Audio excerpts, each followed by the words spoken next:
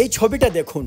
UCL এর ফাইনালে Bellingham এই জায়গা থেকে একটা পাস দিয়েছিলেন যেটাতে ভিনি গোল করে, অথচ আজ সে এখান থেকে রদ্রিগোকে পাস দিল না।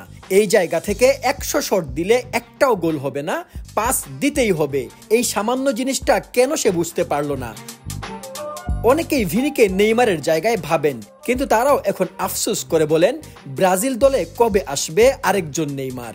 ভিনিসিয়াস জুনিয়র রিয়াল মাদ্রিদের হয়ে সবসময় অসাধারণ খেলেন, কিন্তু কোনো এক অজানা কারণে ব্রাজিল দলে আসলেই তাকে আর খুঁজে পাওয়া যায় না। যেই ভিনিসিয়াস রিয়াল মাদ্রিদের সাদা জার্সি পরে একসাথে 4-5 জন ডিফেন্ডারকে পাশ কাটিয়ে ঢুকে পড়েন ডি বক্সে, পায়ের জাদুতে বোকা বানান গোলকিপারকে, তারপর জাল ছিন্ন করে দুর্দান্ত গোল দিয়ে উড়ে বেড়ান ডানা মেলে, কখনো বা চোখ ধাঁধানো পাসে ভেলকি দেখান পুরো গ্যালারিকে।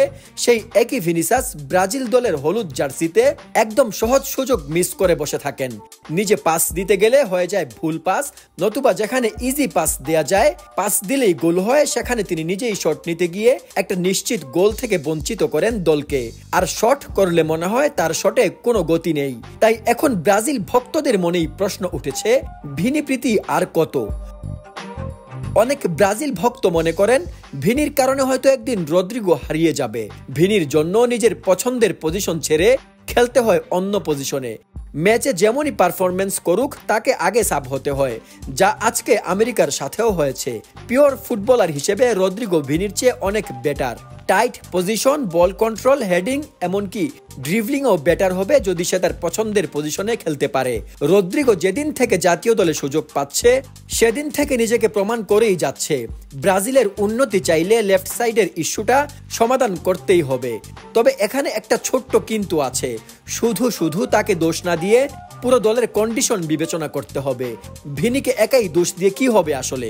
রিয়াল মাদ্রিদে ভিনিকে যে পরিমাণ বল সাপ্লাই দেওয়া হয় তার এক ভাগও ব্রাজিল দলে তাকে দেয়া হয় না। যে পরিমাণ লং বল তাকে সাপ্লাই দেওয়া হয় তার এক ভাগও এখানে সে পায় না। প্রথম হাফে সবাই দেখেছি ডিফেন্সে কুতকুত খেলছে আর রাফিনহাকে সাপ্লাই দিচ্ছে বল। দলে যেহেতু নাম্বার 9 নেই, তাই আক্রমণ ভাগে সবাই যে যার মতো পারছে গোলে শট নিচ্ছে।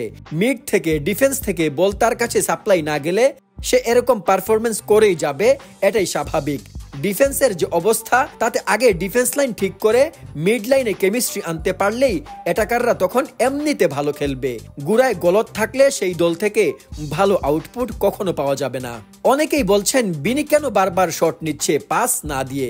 ভাই একটু শুনেন, ভিনির গোল কয়টা ব্রাজিলের হয়ে? সবশেষ গোল কবে করেছে বলতে পারেন? ওর নিজেরও তো রিদমে ফেরা দরকার, আর সেটার জন্য হলেও গোল করা দরকার। এই ফ্রেন্ডলি ম্যাচে এখান থেকে শট নিবে না তো কি করবে? কোপা আমেরিকার মতো মূল পর্বে গিয়ে শট নিবে? সমালোচনা অবশ্যই করতে হবে, তবে সেটা একটু বুঝে শুনে করবেন।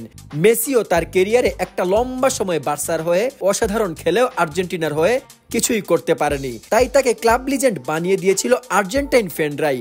কিন্তু সেই মেসি তো এখন আর্জেন্টিনাকে বিশ্ব চ্যাম্পিয়ন বানিয়েছে। তাই আমি মনে করি ভিনিকে সময় দিন। ভিনিকে সময় দিলে ভিনি অবশ্যই ভালো করবে।